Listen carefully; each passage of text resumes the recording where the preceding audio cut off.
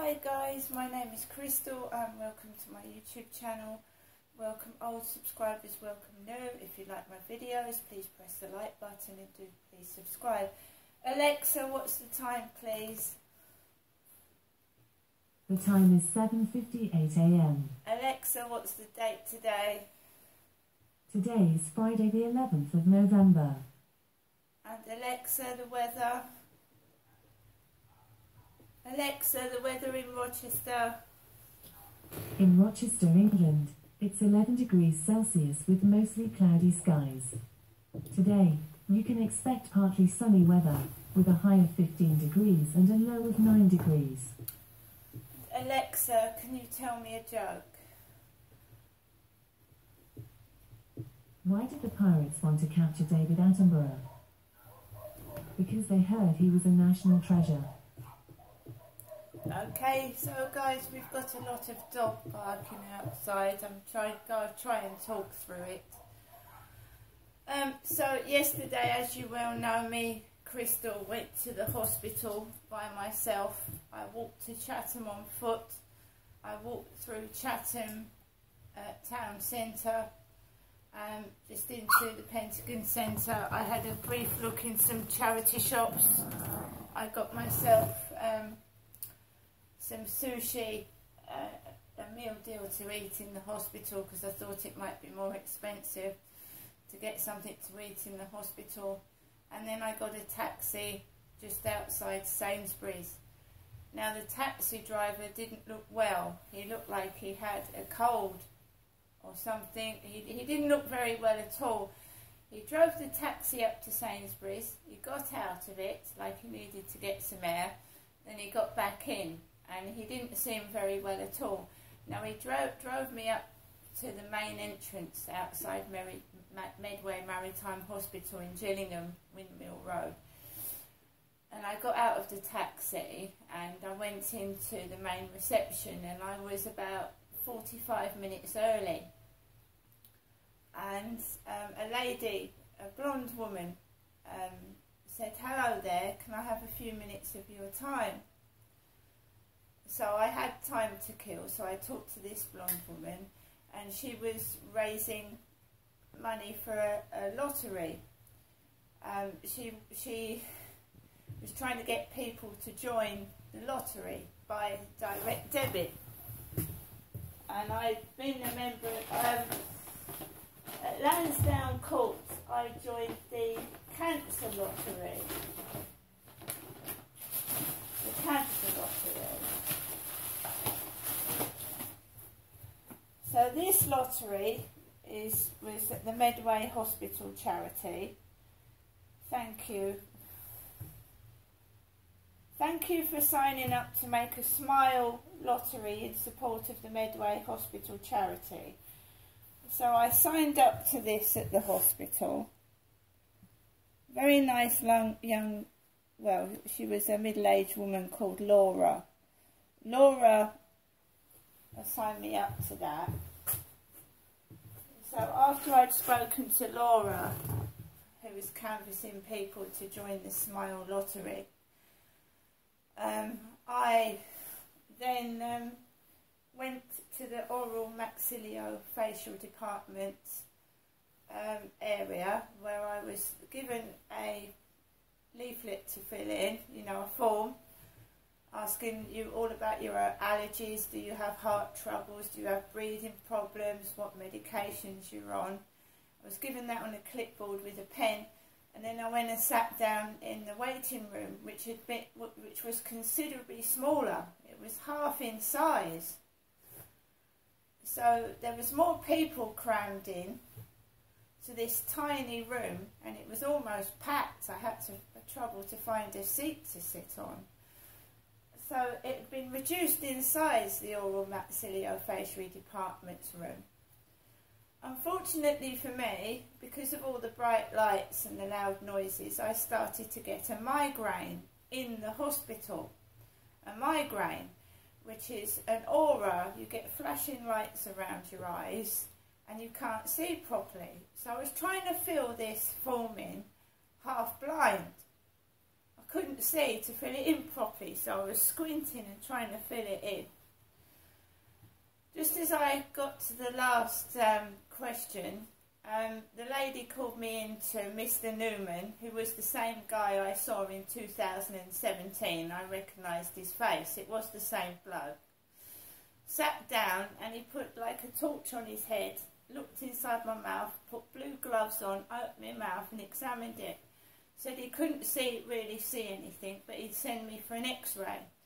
So the nurse, or the lady assistant, left me a quarter of the way up the corridor, and I didn't know where the x-ray department was. And remember, when you've got a migraine, you can't see properly. So she left me, and I was walking probably like a drunk, because I couldn't see properly out of my right eye, because migraines give you flashing lights and you can't see properly. So I had no one with me with a migraine. I walked up the corridor and I blindly found the South Wing X-ray department, where it said, knock on the door and someone had come out to you. A young lady came out, asked me my name, asked me my date of birth. Again, there was 2 or 3 chairs and loads of people waiting. I needed to sit down. I felt faint and I couldn't see properly. So I sat down on the chair, and a man came over and said, and I was sat near his wife. I said, I'm very sorry I've taken your seat. He said, don't worry. And a young lady got up and he was able to sit next to his wife. I didn't know that that was his wife, to be honest. He was an older gentleman, really old, of about 70 or 80, and his wife looked younger, and she was brown in colour. That's not to say anything bad, that's just saying they didn't look like a couple. Great that they were, but I didn't know they were a couple. They didn't look like they were a couple. She was much younger and he looked about 70. So I didn't realise they were a couple. That's what I'm trying to say. And I apologised to him because I was sitting next to his wife. Now, somebody on the other side got up and let him sit down. He kept getting up to buy his wife biscuits and drinks, and I was sat there paralysed. I couldn't see properly. When I got called into the room, the assistant obviously had been a smoker all her life, because she was rasping for breath. Crystal, go, just, have you had an x-ray before? So she was obviously an ex-smoker and gasping to speak. I put my chin in the contraption like I did many years ago when I had one of my first teeth was ready to be extracted. So that was 2017. So it goes around your head, the x-ray machine, and takes a picture, but it's not very good. It's not the best equipment that the Medway Maritime Hospital has got. It doesn't show up everything, and I remember it before. It's the same machine from 2017. So I thought, this ain't going to pick nothing up. It didn't last time. Went back to the oral maxillofacial department and got seen quick again, and Mr. Newman said, I don't think I can see anything. He said, you look like you may have an infection on your bottom teeth. But, you know, he's the oral surgeon, you know, so he should know. And I left the hospital then with a possible infection in my teeth. I don't know. I don't know anymore. I'm not the expert. So I've left the hospital with a possible infection in my teeth, and it's just been left. And he said he was going to send me for an ultrasound scan just to make sure, but not yet, he said. Not today. I'll have to wait. So I have got pain in my teeth. I feel hot and sweaty, which I have done for a few weeks now. And between the dentist and doctors, etc., I'm still nowhere in coming to terms with what this actually is. because atypical pain is something that they don't know what it is, basically. You need to have many investigations to find out what's causing it, but I'm certain it's a tooth, and the dentist can't take it out because it's got curved roots, so it really should be taken out at the hospital, shouldn't it? But I'm not getting anywhere at all.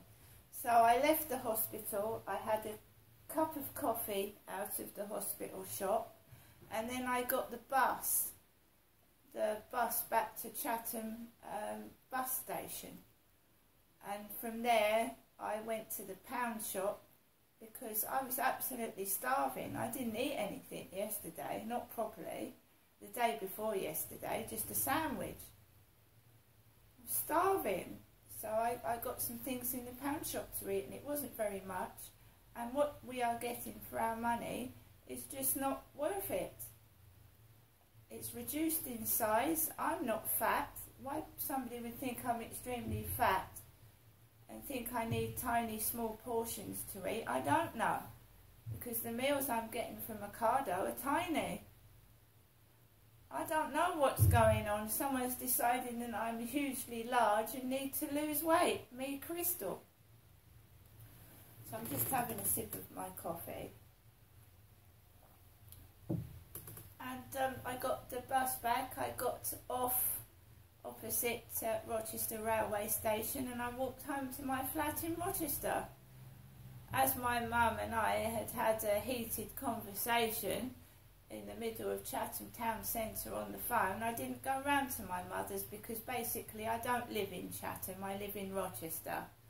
And it's no good them trying to make out I'm somebody else, because I'm completely normal. Apart from anxiety and depression and face pain, I'm completely normal. Right, I'll tell you the rest in a bit later. See you later.